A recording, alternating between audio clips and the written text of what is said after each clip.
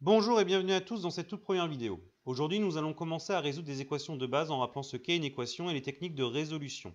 Alors d'abord, qu'est-ce qu'une équation? En mathématiques, on parle de calcul littéral et donc d'expression littérale lorsqu'une lettre apparaît dans le calcul. Par exemple, 3x plus 8 est bien un calcul littéral puisqu'il utilise la lettre x. Derrière x se trouve un nombre inconnu qui peut être n'importe quel nombre comme moins 5, 8, 10 milliards ou même pi. Si je connais x, je peux calculer la valeur de mon expression littérale. Si par exemple je prends x égale 2, 3x c'est comme 3 fois x, donc en tout on fait 3 fois 2 plus 8, ça fait 14. Lorsqu'on écrit un calcul littéral en utilisant le signe égal, on a ce qu'on appelle une égalité. Ici, ça signifie que 5x moins 4 et 3x plus 9 sont égaux. Ils valent donc la même chose lorsqu'on calcule à gauche du égal, appelé le membre de gauche, et à droite du égal, ce qu'on appelle le membre de droite. Il existe donc un inconnu x pour lesquels les deux parties de l'égalité valent la même chose. Résoudre une équation, c'est donc réussir à déterminer quelle est la valeur de x pour laquelle l'égalité fonctionne, autrement dit que l'égalité est vérifiée. Pour ça, on va utiliser des procédés très simples qui peuvent être assimilés à l'utilisation d'une balance de Roberval. Ça, c'est une balance de Roberval, une balance assez ancienne qui fonctionnait avec des poids. Pour peser la moindre chose, on le met sur un plateau de la balance et on pose des poids sur l'autre plateau de la balance jusqu'à ce que ce soit équilibré. On a alors trouvé la masse de notre objet. Une équation va fonctionner de la même façon. Le plateau de gauche va être notre membre de gauche et le plateau de droite va être notre membre de droite. Puisque les deux membres sont égaux, c'est une égalité, donc la balance est bien équilibrée. Cependant, il est nécessaire de modifier alors les membres pour regrouper sur un plateau tout ce qui va avoir notre inconnu x et sur l'autre plateau tout ce qui n'aura pas l'inconnu x. À la fin, il ne reste que sur un plateau l'inconnu x et ainsi on aura juste, puisqu'on aura la balance équilibrée, à regarder l'autre plateau sur lequel il y aura la valeur de notre inconnu et l'équation sera résolue. Par contre, on ne peut pas modifier les choses n'importe comment. Si sur un plateau de la balance, on ajoute de la masse, la balance n'est plus équilibrée. Pour qu'elle reste équilibrée, je suis obligé d'ajouter la même masse de chaque côté. De même, si on enlève d'un côté, on est obligé de retirer la même masse des deux côtés pour garder l'équilibre intact.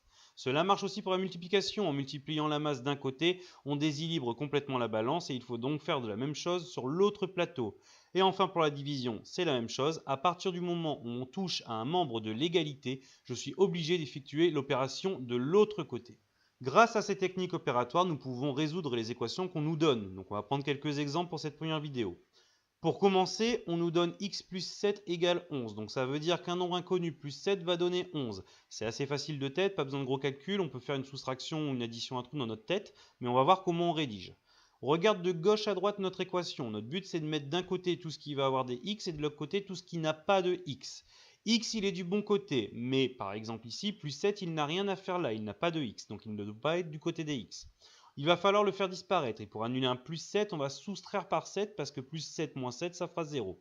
Cependant, si je fais moins 7 à gauche, je suis obligé de faire moins 7 à droite. Voilà ce qu'on obtient pour annuler le plus 7. Il nous reste à calculer. À gauche, x plus 7 moins 7, il ne reste que x. À droite, 11 moins 7, ça a donné 4. On a donc x égale 4. On a trouvé notre inconnu. Pour en être sûr, on va vérifier.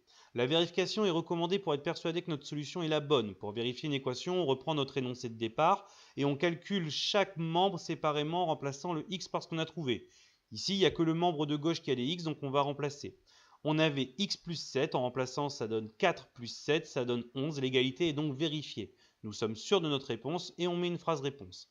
La solution de cette équation est x égale 4, nous allons terminer avec la première équation, passons à la suivante.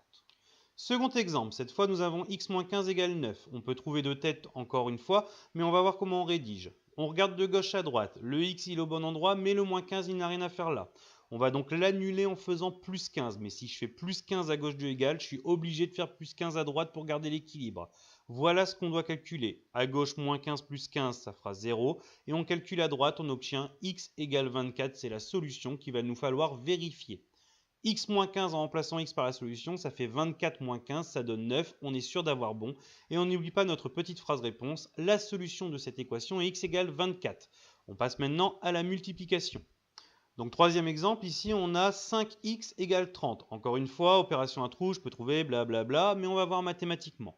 On regarde de gauche à droite pour voir ce qu'il n'y a rien à faire là, et hop, tout de suite, le 5, il n'a rien à faire là, on veut laisser les x à gauche. Pour annuler 1 fois 5, je vais donc diviser par 5. Si je le fais à gauche, je suis obligé de le faire à droite. On se retrouve avec ce calcul-là à faire. À gauche, 5 divisé par 5, ça va s'annuler, donc il reste que x. Et à droite, 30 divisé par 5, on obtient notre solution, x égale 6. Allez, on vérifie tout ça. Je prends le membre de gauche qui est le seul à avoir des x, je le remplace. Ça fait 5 fois 6 et donc ça fait 30. C'est bon. On n'oublie pas la petite phrase réponse qui fait plaisir, sinon on n'a pas vraiment fini. Et on conclut. Allez, il nous reste un petit dernier exemple. Ici, on a x sur 9 égale à 8. Donc, je rappelle qu'une fraction, c'est comme une division. X sur 9 revient à dire x divisé par 9. Donc, le x, il est au bon endroit, mais le 9, il n'a rien à faire là. Donc, je veux annuler un divisé par 9. Qu'est-ce que je vais faire? Je vais multiplier par 9. Et évidemment, si je le fais d'un côté, vous avez compris à force, on fait pareil de l'autre côté. Les 9 vont s'annuler à gauche et à droite, on a juste à faire le calcul, ce qui donne x égale 72 comme solution. Et on vérifie dans la joie et la bonne humeur en prenant le membre de gauche. J'ai donc x divisé par 9, ça donne 72 divisé par 9, ça donne bien 8. Je suis content, j'ai bon. Et la petite phrase réponse pour finir en beauté. Voilà, c'était ma première vidéo. À chaque fois, je vous laisserai en description un lien vers des exercices interactifs qui vous permettront de vous entraîner sur ce qui vient d'être vu. N'hésitez pas à l'utiliser pour être sûr d'avoir tout compris et vous pouvez aussi me faire des retours sur la vidéo afin d'améliorer le principe. J'ai écouté les élèves qui m'ont dit que j'écrivais pas forcément bien au tableau, donc j'ai fait tout ça sur ordinateur. Bref, je vous dis à bientôt et évidemment, vive les maths!